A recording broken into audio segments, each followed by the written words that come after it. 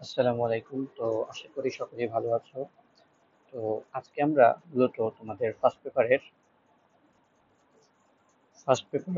Math first পেপারের পঞ্চম অধ্যায় যেটা,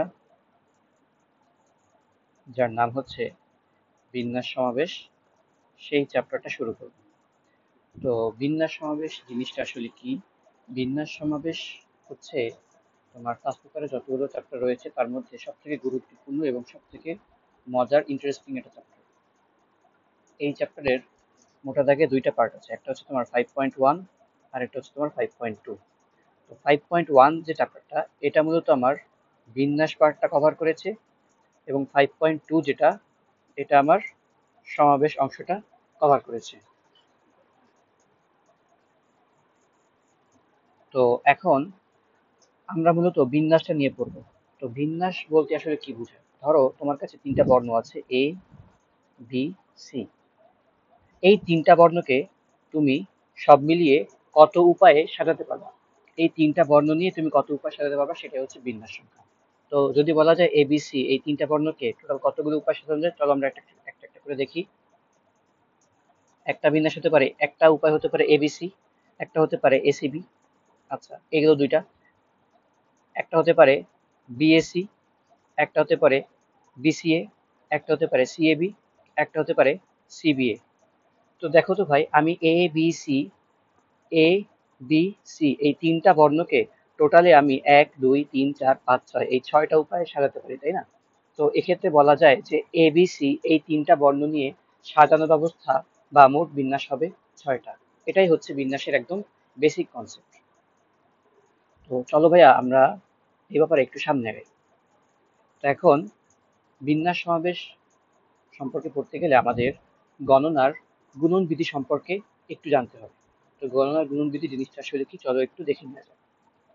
ধরি এ, এটা হচ্ছে তোমার ঢাকা, বি হচ্ছে তোমার ফরিদপুর, এবং সি হচ্ছে তোমার বরিশাল। তো এখন ঢাকা হতে ফরিদপুর যাওয়ার জন্য তুমি তিনটা রুট বা রাস্তা রয়েছে। ঢাকা হতে ফরিদপুর যাওয়ার জন্য তিনটা রুট বা রাস্তা রয়েছে, এই একটা রাস্তা, এই দ্বিতীয় রাস্তা, এই তৃতীয় রাস্তা। এবং অনুরূপভাবে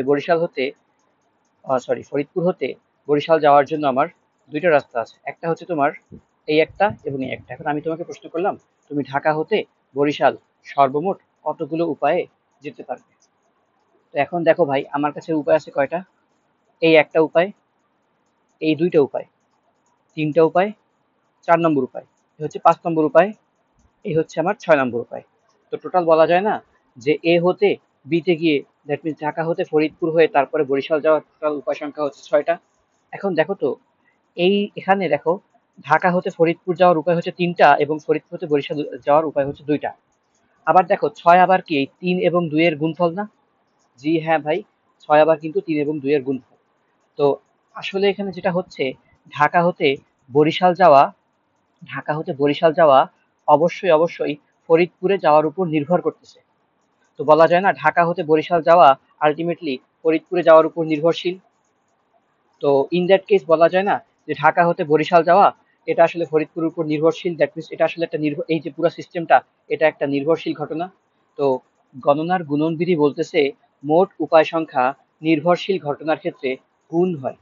মোট উপায় সংখ্যা নির্ভরশীল ঘটনার ক্ষেত্রে গুণ হয়। এ হতে বিতে গিয়ে সিতে যাবার উপায় সংখ্যা, এ হতে বিতে গিয়ে সিতে যাবার উপায় সংখ্যা সমান কি হবে? এ হতে বিতে কত উপায় যাওয়া সেটা গুণ বি হতে সিতে কত উপায় যাওয়া যায় সেইটা। তো মাথায় রাখবা, এরকম ঘটনাকে কি বলা হয়? নির্ভরশীল ঘটনা। এবং নির্ভরশীল ঘটনার সময় উপায় সংখ্যা গুণ হয়। এ হতে বিতে যাওয়ার উপায় হচ্ছে 3টা এবং বি হতে সিতে যাওয়ার উপায় হচ্ছে 2টা। তো সব মিলিয়ে আমার টোটাল উপায় কত হবে? 3 × 2 6টা। তো এই কথাটা এখানে বলা আছে, দুটি ঘটনা নির্ভরশীল হলে উপায়গুলো গুণ হবে। এবং আরেকটা কথা বলা আছে, দুটি ঘটনা যদি নির্ভরশীল না হয় তখন উপায়গুলো যোগ হবে। আমরা মূলত এই যে প্রথম কথাটা, এইটার উপরে আর কি ফোকাস করবো। এই চ্যাপ্টারের ম্যাক্সিমাম পার্টই তোমার এই কথাটার উপর নির্ভরশীল। তো চলো আমরা সামনে যাই। এইখানে দেখো ভাই, কি কি বলা হয়েছে, তোমাকে 4টা বর্ণ দেওয়া হয়েছে, এ বি সি ডি। এই 4টা বর্ণকে তোমার বিন্যস্ত করতে হবে, অর্থাৎ সাজাতে হবে। তো কেবল সাজালেই হবে না, কত উপায়ে সাজাতে পারবা সেইটা তোমাকে দেখাতে হবে। এবং আরো কিছু কথা বলছে যে প্রত্যেকটা বর্ণকে তুমি কেবল একবার ব্যবহার করতে পারবে। তুমি এ কে একবার ব্যবহার করলে এ কে আর কখনো ব্যবহার করতে পারবা না। বি ব্যবহার করা হয়ে গেলে পুনরায় তুমি বি কে ব্যবহার করতে পারবা না। তো এখন আমি একটা কাজ করি, এ বি সি ডি এদেরকে কত উপায় সাজানো সেটা বের করার জন্য একটা কাজ করি, আমি একটা বক্স রাখি, সেই বক্সে আমি 4টা পার্ট করি। দেখো আমি যদি এই 4টা বর্ণকে এই 4টা ঘরের মধ্যে রেখে দিই, এই 4টা বর্ণকে এই 4টা বাক্সের মধ্যে যদি রেখে দিই, তাহলেই কিন্তু আমি এক একটা সাজানোর অবস্থা পাইতে পারি, তাই না?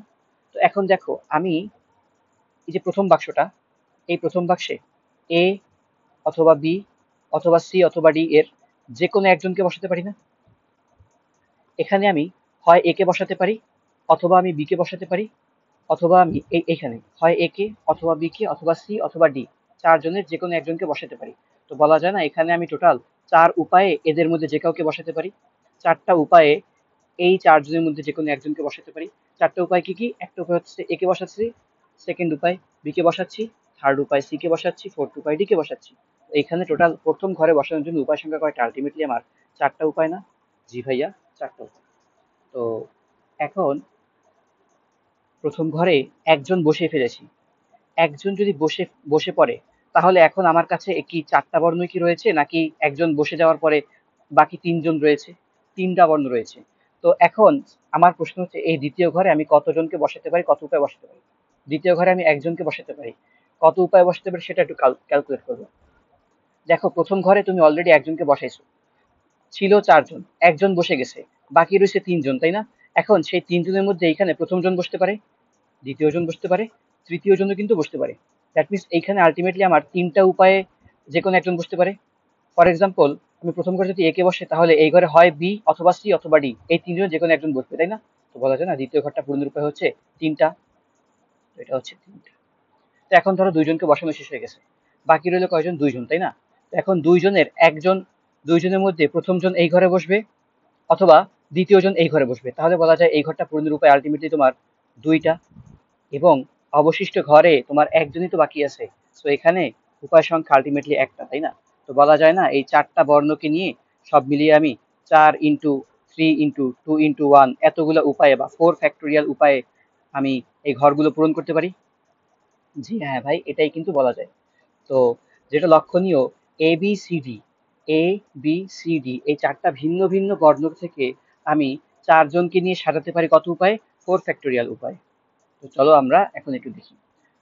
তো এইখানে তোমার এই কথাগুলাই বলা আছে। তো এভাবে আমরা দেখতে পারি টোটাল বিন্যাস বা উপায় সংখ্যা দেখা যাচ্ছে 4 ফ্যাক্টোরিয়াল। তো এখন আমি একটু কনফিউশন জন্য, দেখো এখানে তোমার 4টা বর্ণ রয়েছে, 1 2 3 4, 4টা বর্ণ রয়েছে এবং প্রত্যেকে ভিন্ন ভিন্ন। তো এখান থেকে বলা যায় না 4টি ভিন্ন ভিন্ন বর্ণ, 4টি ভিন্ন বর্ণের প্রত্যেককে নিয়ে, প্রত্যেককে কেবল, একটু খেয়াল করো আমি কিন্তু এখানে প্রত্যেককে একবার ব্যবহার করছি, প্রত্যেকে কেবল একবার ব্যবহার করে, একবার ব্যবহার করে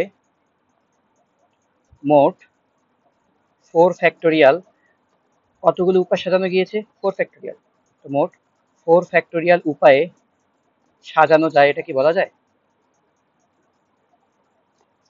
4টা ভিন্ন বর্ণের প্রত্যেককে কেবল একবার ব্যবহার করে মোট 4 ফ্যাক্টোরিয়াল উপায়ে সাজানো যায়। এখন যদি আমি এখানে 4-এর বদলে কখনো 3 বসাই, 4-এর বদলে যদি আমি 3 বসাই, তাহলে বিন্যাস সংখ্যাও কি তখন 4-এর বদলে তোমার 3 হয়ে যাবে না? 4-এর বদলে তোমার 3 হয়ে সেটা অবশ্যই অবশ্যই 3 ফ্যাক্টোরিয়াল হয়ে যাবে না? জি হ্যাঁ, এটা কিন্তু তখন 3 ফ্যাক্টোরিয়াল হয়ে যাবে। এখন যদি কখনো এমন হতো আমার কাছে তোমার 10টা ভিন্ন ভিন্ন বর্ণ আছে, তখন তোমার বিন্যাস সংখ্যা কিন্তু অবশ্যই 10 ফ্যাক্টোরিয়াল হয়ে আসতো। যদি আমার কাছে অনুরূপভাবে nটা ভিন্ন ভিন্ন বর্ণ থাকতো, তখন কিন্তু আমার টোটাল বিন্যাস সংখ্যা n ফ্যাক্টোরিয়াল হয়ে যেত। আশা করি আমরা এতটুকু বুঝতে পারছি। এখন আমরা একটু ট্রাই করব, এবার আমাকে একটু ডিফারেন্স খেয়াল করো। 4টা বর্ণ দিছে এবং আমার কাছে এবার বাক্স দিছে 3টা, বাক্স দিছে 3টা। সরি, আমি ভাবতেছি যে আচ্ছা আরেকটু একটু চেঞ্জ করি। আমার কাছে 5টা বর্ণ দিয়েছে এবং আমাকে বাক্স দিয়েছে কয়টা? 3টা। তো এবার আমার প্রশ্ন হচ্ছে, তুমি এই 3টা বাক্সে এই 5জন থেকে যে কোনো 3জনকে নিয়ে বা কত উপায় তুমি নিতে পারো? 5জন থেকে তুমি যে কোনো 3জনকে এই বাক্সে কত উপায় বসাতে পারো? তো অনুরূপভাবে ভাই, প্রথম ঘরে তোমার হয় এ হয় এ অথবা বি অথবা সি অথবা ডি অথবা ই, পাঁচজনের যে কোনো একজন বসতে পারে। তো প্রথম ঘরটা অবশ্যই পাঁচটি উপায় পূরণ হতে পারে, তাই না?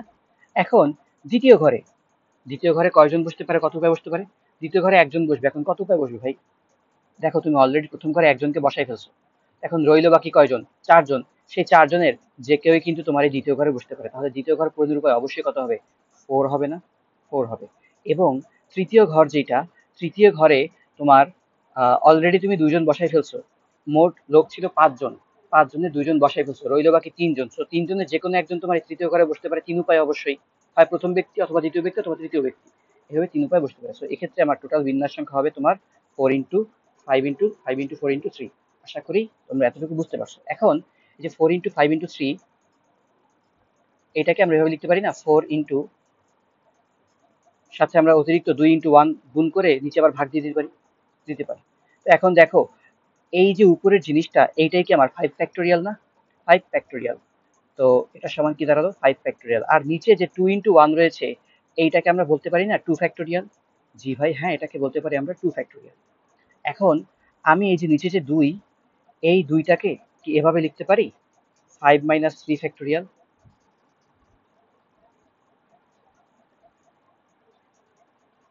জি হ্যাঁ, এটা কিন্তু আমরা লিখতে পারি। তো বলা যায় না এক্ষেত্রে আমার এই যে 5 × 4 × 3 যে কথা, মানে টোটাল বিন্যাস যে কথা, আর এই যে এই জিনিসটা একই কথা। জি ভাই, একই কথা। তো এইখানে আমি কি করেছি দেখো তো ভাই, এখানে আমার 5টা ডিফারেন্ট বর্ণ ছিল, তাই না? 5টা ডিফারেন্ট ভিন্ন ভিন্ন অক্ষর ছিল। তো এটাকে বলা যায় না 5টি ভিন্ন বর্ণ রয়েছে বা ভিন্ন বস্তু রয়েছে। সেই 5টা ভিন্ন বস্তু দিয়ে কি করেছি আমি? তিনটা বস্তুকে বাক্সতে বসাইছি। তো এটাকে বলা যায় না 5টা ভিন্ন বস্তু হতে আমি তিনটা বস্তুকে সিলেক্ট করেছি যত উপায়, 5টি ভিন্ন বস্তু হতে আমি তিনটা বস্তুকে নিয়ে সাজাইছি। এটা বলা যায় না যে 5টা বস্তু হতে তিনটা বস্তুকে নিয়ে আমি এই ঘরগুলোতে সাজিয়েছি? এটা কিন্তু বলা যায়। তো এখানে বলা যায় না যে 5টি ভিন্ন বস্তু হতে তিনটি বস্তু নিয়ে তিনটি তিনটি ভিন্ন বস্তু নিয়ে সাজানোর উপায় আলটিমেটলি 5 × 4 × 3। এখন 5 × 4 × 3 যেটা, সেইটা আবার কি এইরকম না? এইরকম। তো আমি এই কথাটা লিখবো। তো এটা সমান লেখা যায় 5 ফ্যাক্টোরিয়াল ডিভাইডেড বাই 5 - 3 ফ্যাক্টোরিয়াল। আশা করি এতটুকুতে আমরা সকলেই বুঝতে পারছি, কারো কোনো সমস্যা নেই। তো একটা কাজ করি, এটাকে একটু অন্য জায়গায় নিয়ে নিই।